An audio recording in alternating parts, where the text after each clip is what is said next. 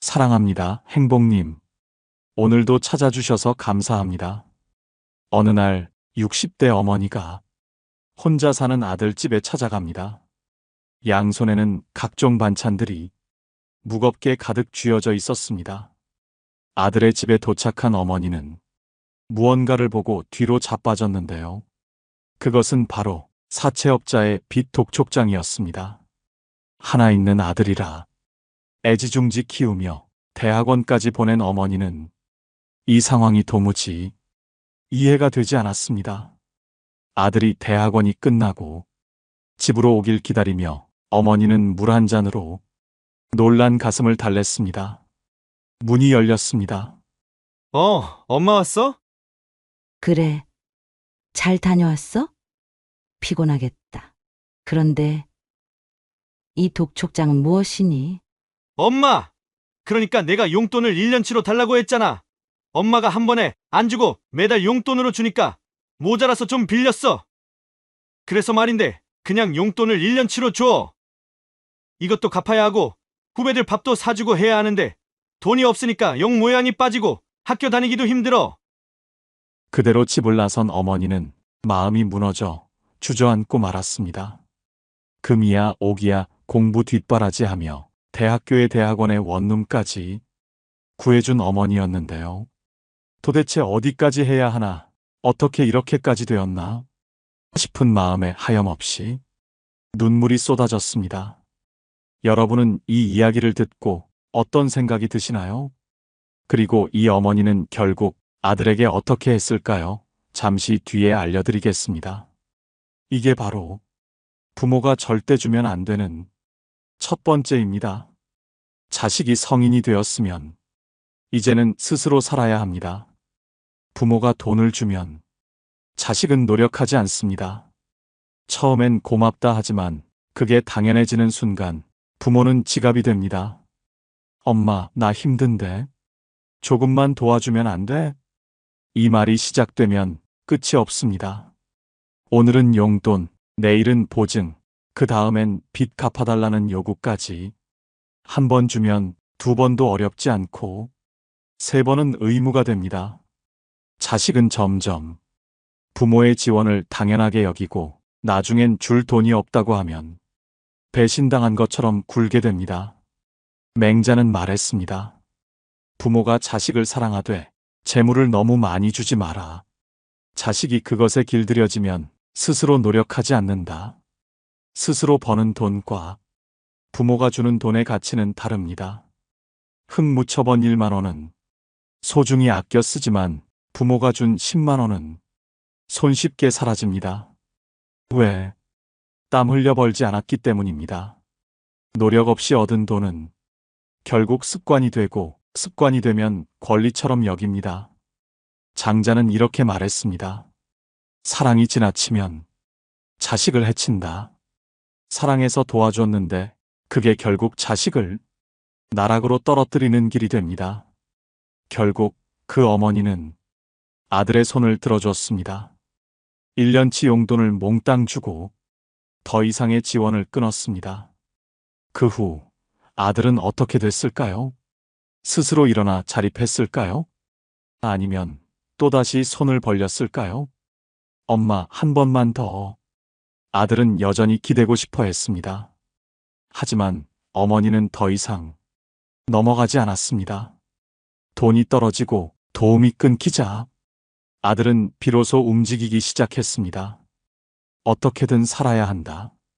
그제야 현실을 깨닫고 스스로 돈을 벌기 시작했습니다.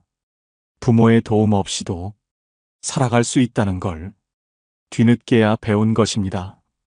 여러분이라면 이 상황에서 어떻게 하시겠습니까? 자식이 성인이 되었다면 이제는 스스로 서야 합니다. 돈이 아니라 살아갈 힘을 주어야 합니다. 공자는 말했습니다. 자녀에게 물고기를 주지 말고 물고기 잡는 법을 가르쳐라. 부모가 다 해주면 자식은 절대 자기 힘으로 살아가지 못합니다. 그런데 경제적 지원보다 더 위험한 것이 있습니다. 그건 바로 무조건적인 희생입니다. 부모가 절대 자식에게 주면 안 되는 두 번째 것, 지금부터 이야기해 보겠습니다. 부모는 자식을 위해 뭐든 다 해줄 수 있습니다. 난 괜찮아. 내가 편하면 됐어. 엄마는 내가 행복하면 그걸로 돼. 하지만 이런 희생이 쌓이면 자식은 부모를 당연한 존재로 여깁니다. 우리 엄마는 항상 내 편이야. 부모는 원래 다 해주는 거잖아. 내가 힘들면 당연히 도와줘야지. 이 순간 부모는 필요할 때 부리는 사람이 됩니다. 부모가 끝없이 희생하면 자식은 부모를 자신의 하인처럼 대합니다. 부모니까 희생하는 거잖아. 이 말이 나오면 끝입니다. 처음엔 사랑이었겠지만 그 사랑이 의무가 되는 순간 자식은 부모를 소모품처럼 봅니다. 지금 여러분의 자녀는 부모의 희생을 사랑으로 느끼나요? 아니면 당연한 권리로 여기나요? 한 중년 여성이 있었습니다. 평생을 자식만 바라보며 살았고 그녀의 삶의 중심은 오직 아들이었습니다. 공부, 취업, 결혼, 집까지 모든 걸 뒷바라지했습니다. 어머니는 말했습니다. 내가 힘들까봐 도와준 거야. 그런데 아들은 엄마, 밥 차려줘. 엄마, 생활비 좀 보내줘. 엄마, 애 좀 봐줘. 감사? 없습니다. 미안함? 없습니다. 오직 요구만 있을 뿐입니다. 50대 아버지가 있었습니다. 자식이 힘들까봐 고생을 사서 했습니다. 자식이 하고 싶은 건 무조건 지원해줬고 학원비, 유학비, 생활비까지 아낌없이 뒷바라지했습니다. 그런데 어느 날 몸이 아파 일을 쉬게 되자 자식은 냉정하게 말했습니다. 아빠, 이번 달 생활비는? 부모의 희생이 사랑이 아니라 의무가 되는 순간 자식은 이기적인 사람으로 변합니다. 부모가 모든 걸 해주면 자식은 부모의 희생이 사랑이 아니라 자신이 받을 권리라고 착각합니다. 공자는 말했습니다. 부모가 자식을 사랑하면 자식도 부모를 사랑한다. 하지만 그 사랑이 희생으로 변하면 자식은 더 이상 부모를 존중하지 않습니다. 진짜 사랑은 자식을 위해 다 해주는 것이 아니라 자식이 스스로 해낼 수 있도록 하는 것입니다. 그런데도 많은 부모들은 자식이 힘들어하는 걸 보면 차마 손을 놓지 못합니다. 그래도 부모가 해줘야지. 내가 안 해주면 누가 해주겠어? 나는 힘들어도 자식은 편해야지. 하지만 부모가 끝없이 희생하면 자식은 자기 인생을 스스로 살아갈 힘을 잃습니다. 지금까지 본인이 해온 모든 희생을 돌아보세요. 그 희생이 자식을 더 좋은 사람으로 만들었나요? 아니면 자식을 더 이기적으로 만들었나요? 부모가 스스로를 지키지 않으면 자식도 부모를 지켜주지 않습니다. 맹자는 말했습니다. 부모가 자식을 위해 끝없이 희생하면 그 자식은 부모를 부려먹으려 한다. 부모는 자식의 뒷바라지를 해야 하는 존재가 아닙니다. 부모는 자식의 본보기가 되어야 합니다. 그래야 자식도 부모를 존경할 줄 알고 스스로 살아갈 줄 압니다. 이제 스스로에게 물어보세요. 나는 자식의 삶을 살아왔나? 아니면 내 삶을 살아왔나? 그렇다면 부모가 절대 자식에게 주면 안 되는 마지막 한 가지는 무엇일까요? 그건 바로 끝없는 간섭입니다. 이건 이렇게 해야 해. 내가 뭘 알아? 엄마 말 들어. 너 이거 하면 안 돼. 위험해. 부모는 자식을 사랑합니다. 그래서 끝없이 간섭합니다. 내가 걱정돼서 그래. 엄마가 널 제일 잘 알아. 나중에 후회하지 말고 내 말 들어. 하지만 부모가 간섭할수록 자식은 스스로 결정하지 못합니다. 이 결혼, 내가 선택한 게 아니잖아. 나는 아무것도 결정해 본 적이 없어. 엄마, 아빠 없이 나는 아무것도 못해. 부모가 모든 걸 정해주면 자식은 주체적인 삶을 살지 못합니다. 실패할 기회도 없고 책임질 기회도 없습니다. 그러다 어느 순간 자신의 인생이 아닌 부모의 인생을 살게 됩니다. 공자는 말했습니다. 과도한 간섭은 자식의 날개를 꺾는다. 부모가 결정하면 자식은 책임지는 법을 모릅니다. 부모가 손을 놓지 않으면 자식은 자신의 길을 찾지 못합니다. 자식이 어른이 되려면 부모가 먼저 손을 놓아야 합니다. 자식은 실패하면서 배웁니다. 넘어지고 다시 일어서야 성장합니다. 부모가 모든 걸 해주면 자식은 평생 부모의 꼭두각시가 됩니다. 이제는 물어봐야 합니다. 내 자식은 스스로 선택하고 있는가? 아니면 부모의 인생을 대신 살고 있는가? 한 남자가 있었습니다. 어릴 때부터 부모가 모든 것을 정해줬습니다.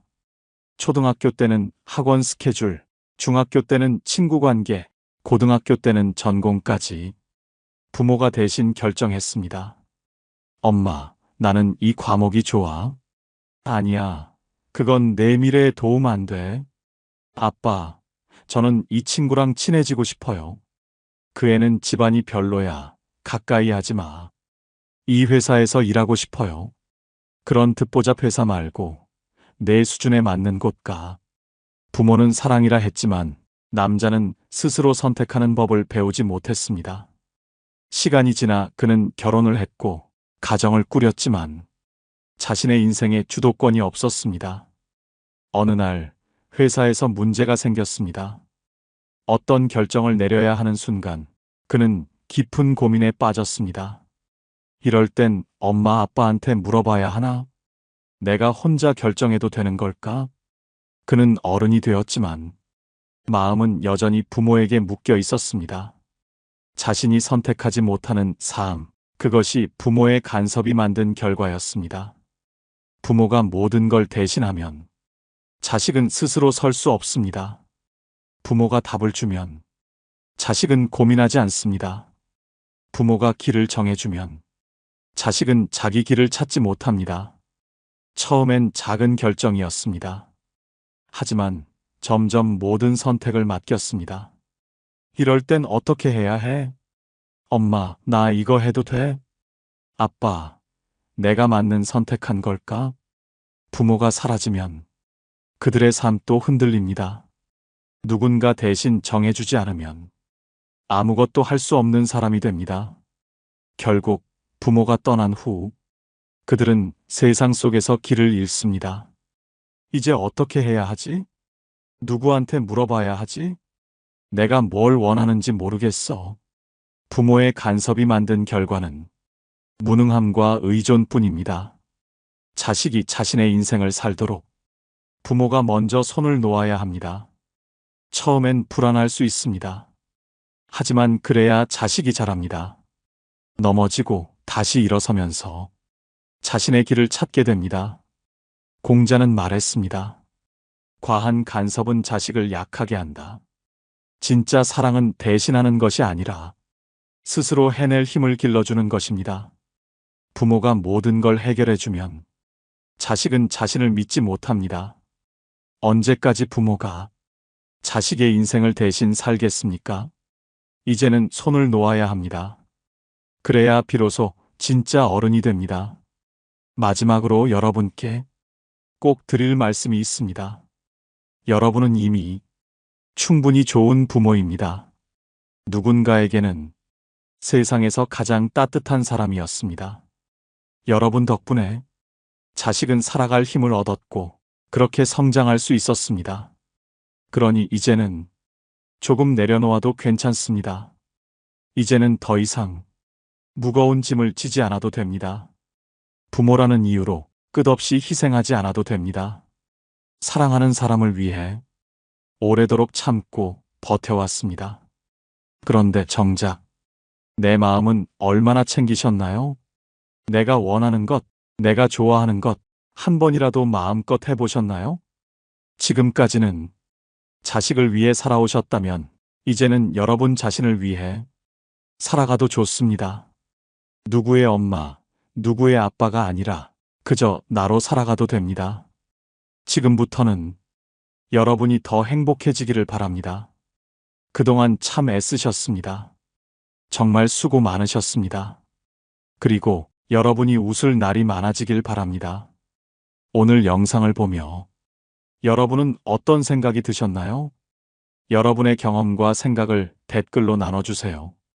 여러분의 이야기가 누군가에게 큰 위로와 깨달음이 될 것입니다. 오늘 영상이 도움이 되셨다면 소중한 분들께 공유해 주시고 구독과 좋아요로 저를 응원해 주세요. 여러분과의 소중한 연결이 저에게 큰 힘이 됩니다. 오늘도 여러분의 행복을 빕니다. 이상으로 행복 주문서였습니다.